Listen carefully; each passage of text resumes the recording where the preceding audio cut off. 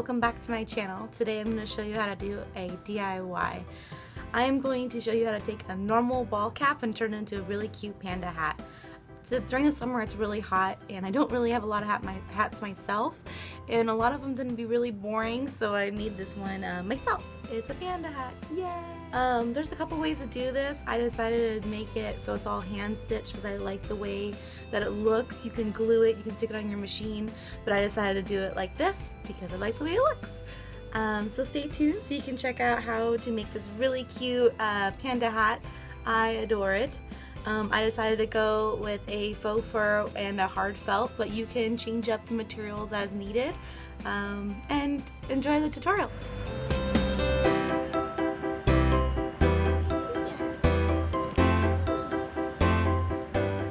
Let's get started. First, you'll need a ball cap of your choice. Mine's from the dollar store. Some paper, or recycle some newspaper. Some hard felt. Some fabric of your choice. I decided to go with some faux fur. Some thread. Some hand sewing needles. Fabric scissors. Fabric rotary cutter, which is optional. A pencil. Paper rotary cutter, which is also optional. Some paper scissors. And a measuring tape. I also have a healing mat that will be seen shortly that I use my rotary cutters on. First, we need to make our pattern. Let's measure where the hat connects to the bill. Mine measures up 8, but I'm doing 9 just in case any oopsie daisies. Next, measure up from where the bill connects all the way up to where you'd like the panda's head to end. Mine was 5. Let's make our pattern. With some paper, let's do the bill. Mine was about 9, like I said before, so I'm marking it, and then I'm going to trim up the paper and cut straight up. You can use a ruler to make this perfect, but I decided to freehand it. Next, fold it in half, and on the folded side, we're going to measure up that 5-inch mark for the top of the panda head, and from the top of that mark all the way down to the bottom corner, I'm doing a circular motion with a pencil and cutting it out with my rotary cutter. Be sure if you're using a rotary cutter to use it on a healing mat or cutting board so you don't cut up anything you don't want to. And it's looking pretty good. Now let's make our eyes and our mouth and our ears. I apologize, I did the ears off camera. I didn't realize the camera wasn't recording, but I cut those off separately. And then now I'm redrawing the eyeballs so they're separate away from the original pattern. I don't want to cut into the actual face, so I made it separate so I can cut it out. Now I am marking everything, just in case if I would like to use this pattern again for a future project. I'm also marking how many I cut of each one. I am cutting out 4 ears because I'm doubling up, making sure they're super stiff and stick out when I'm wearing them on my hat, and 2 eyeballs. This is all cut out of the hard felt. And use your scissors or rotary cutter, it's your decision. Looking pretty good. Next step.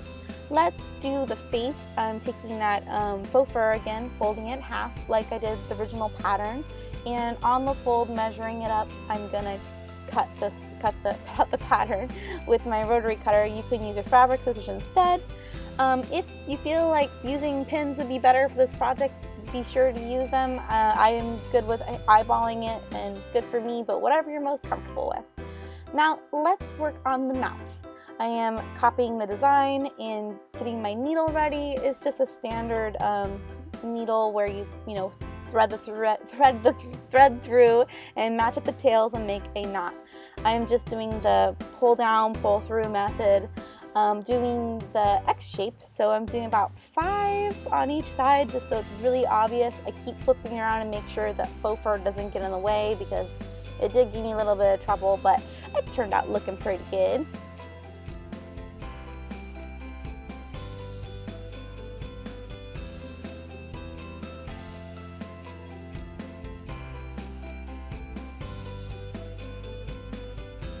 And to tie it off, I grabbed some of the fabric in a previous stitch and pull all the way through, and just about as it's almost all the way through, I pull the needle through the loop and it creates a knot, bunching it up. Did that about 5 times, is my lucky number. Alright, let's attach the eyeballs. You can use a hot glue gun here, but I like that stitch look. So I am doing a whip stitch is what most people refer to it as, but I call it a directional stitch because it tends to be more stylized for me, at least when I do projects like this. But I'm sure there's more terms for it, but I'm making sure the hair is out of the way and working on the top, just make sure I can keep an eye on it, and I do this all the way around the eyeball and tie it off. Do the same thing on both sides. Next step, the next step is the ears. Whoa, my mouth is not working today. So I'm connecting the ears facing the bad sides together and sandwiching them together and doing the whip stitch all the way around to reinforce the ears. They're super stiff and stay together. You can hot glue that here too. This is my little buddy Momo. She's my best friend. She felt the need to be my little cheerleader for this project. And off camera, I apologize again.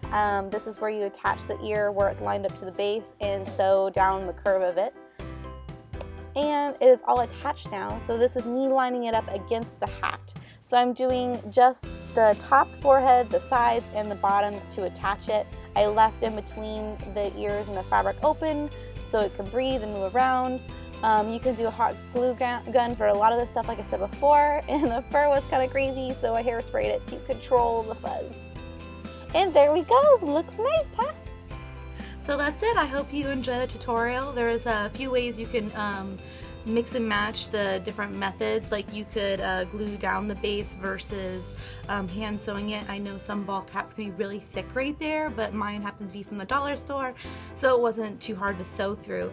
But I really hope you enjoy this tutorial, and I know I do. I really love my little panda hat. It makes me happy to wear it. And stay tuned for future tutorials. Thanks for watching and have a magical day. Bye!